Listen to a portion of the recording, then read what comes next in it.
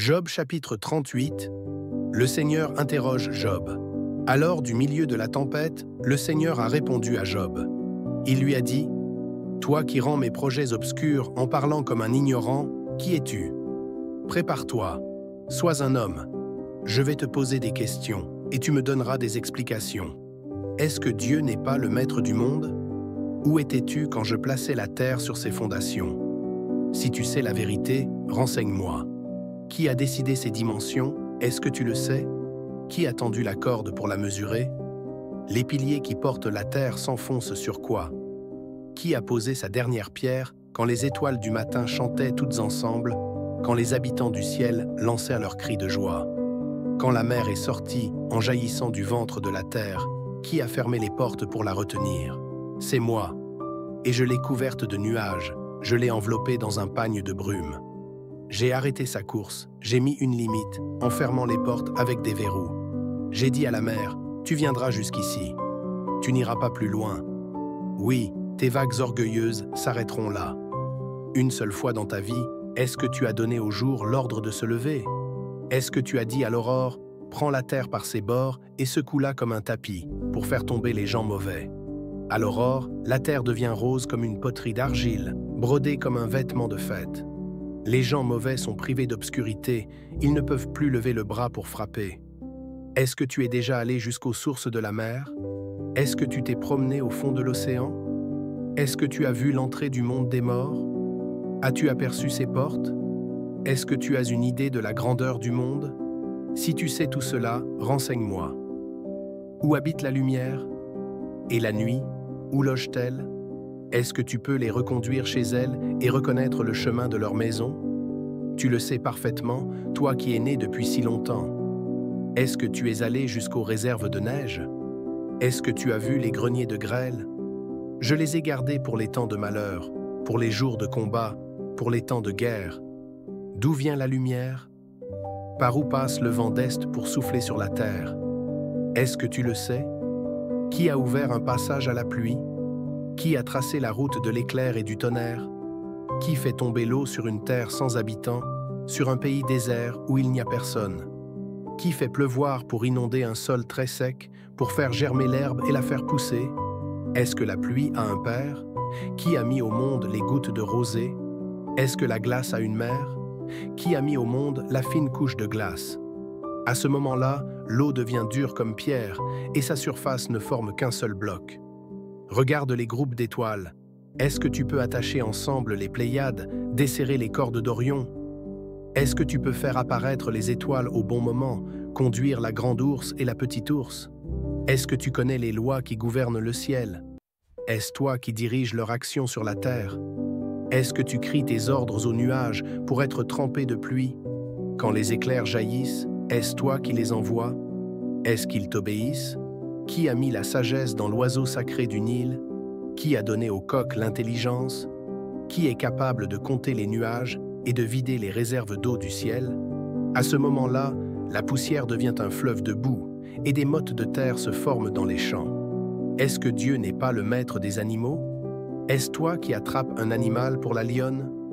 Est-ce toi qui rassasies les jeunes lions assis au fond de leurs abris, prêts à attaquer dans les buissons?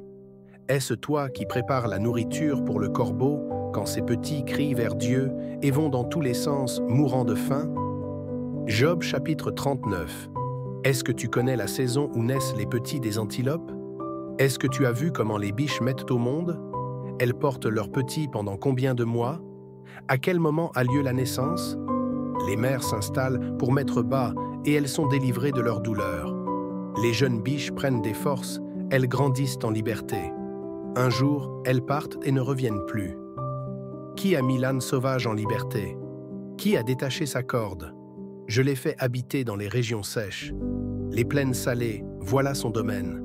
Cet animal se moque du bruit des villes et il n'entend jamais les cris d'un maître. Il se promène sur les montagnes qui lui servent de pâturage, il cherche à manger tout ce qui est vert. Est-ce que le buffle voudra se mettre à ton service? Est-ce qu'il passera la nuit dans ton abri? Est-ce que tu pourras l'attacher pour labourer? Est-ce qu'il traînera la herse derrière toi au fond des vallées? Est-ce que tu auras confiance en lui à cause de sa force énorme pour le laisser faire ton travail? Est-ce que tu peux compter sur lui pour ramasser ton blé et mettre en tas ce que tu as récolté? Les ailes de l'autruche battent joyeusement, mais cet oiseau ne peut voler comme la cigogne. Elle abandonne ses œufs par terre et elle les laisse couver sur le sable. Elle oublie qu'on peut marcher dessus, qu'une bête sauvage peut les écraser. C'est une mère très dure pour ses petits, comme s'ils n'étaient pas à elle.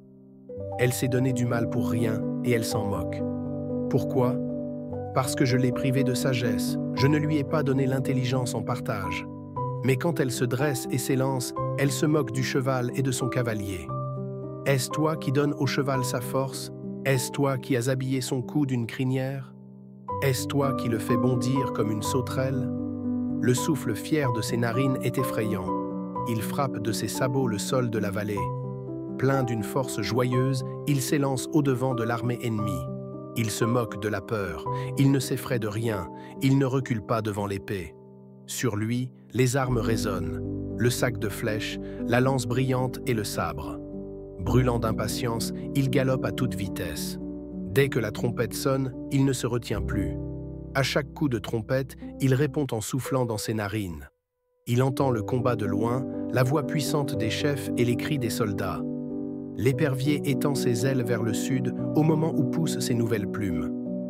Est-ce qu'il fait cela grâce à ton intelligence? Est-ce toi qui commandes à l'aigle de s'élever et de bâtir son nid sur les montagnes? Il habite dans les rochers, il passe la nuit sur un pic de pierre qui le protège avec puissance. De là-haut, il attend l'animal qu'il va saisir, et ses yeux le voient de loin. Ses petits boivent le sang. Là où il y a des morts, l'épervier se trouve aussi. Job chapitre 40, versets 1 à 5. À Job de répondre. Le Seigneur s'est adressé à Job. Il lui a demandé, « Toi qui t'opposes au Tout-Puissant, est-ce que tu oses le critiquer? Toi qui discutes avec Dieu, est-ce que tu peux répondre ?» Alors Job a répondu au Seigneur, « Je ne suis rien du tout. Qu'est-ce que je peux te répondre? Je mets la main sur ma bouche. J'ai assez parlé, je vais m'arrêter. J'en ai déjà trop dit, maintenant je me tais. » Matthieu chapitre 27, 1-31. Jésus devant le gouverneur romain. Le matin venu, tous les chefs des prêtres et les anciens du peuple tinrent conseil contre Jésus pour le faire mourir. Après l'avoir attaché, ils l'emmenèrent et le livrèrent à Ponce Pilate, le gouverneur.